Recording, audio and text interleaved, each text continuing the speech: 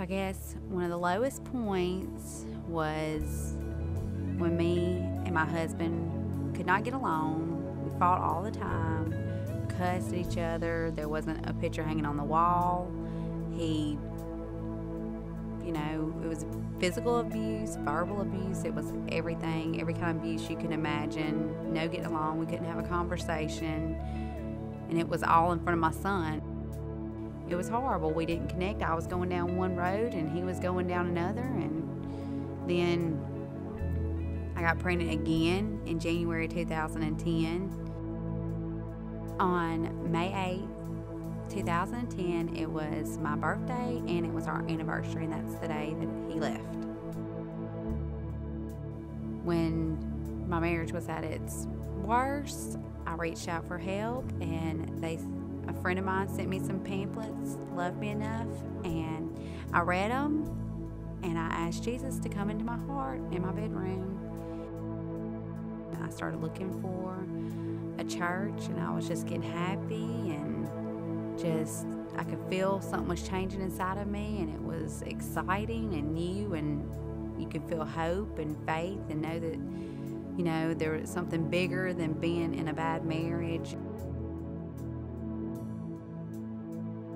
I didn't have a vehicle, and everybody would come from church, would come and pick me up and take me to all my doctor's appointments with Mason, and it was hard being big old belly and being pregnant and try to put the car seat in the cars and then put him in there. And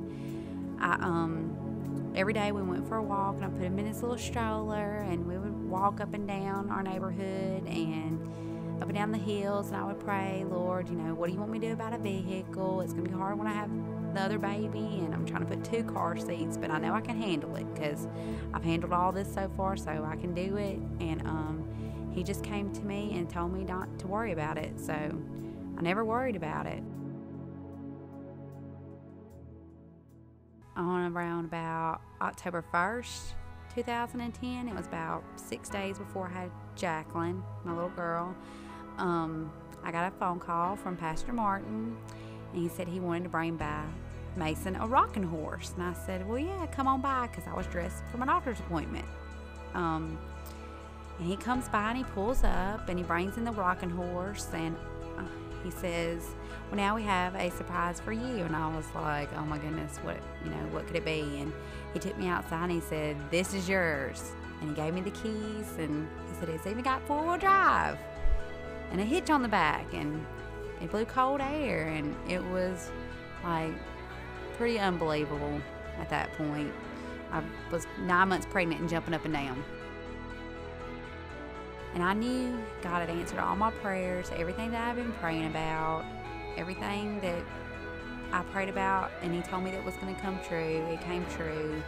He carried me through the whole situation like I was in the palm of his hands.